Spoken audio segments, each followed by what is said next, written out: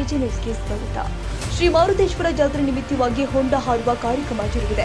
ಕೊಪ್ಪಳ ಜಿಲ್ಲೆಯ ಕುಕನೂರು ತಾಲೂಕಿನ ಎರೆಹಂಚಿನಾಳ ಗ್ರಾಮದಲ್ಲಿ ಯುಗಾದಿ ಪಾಡ್ಯದ ನಿಮಿತ್ತವಾಗಿ ಶ್ರೀ ಮಾರುತೇಶ್ವರ ಮೂರ್ತಿಗೆ ಬೆಳಿಗ್ಗೆ 6 ಗಂಟೆಗೆ ರುದ್ರಾಭಿಷೇಕ ಜರುಗಿದೆ.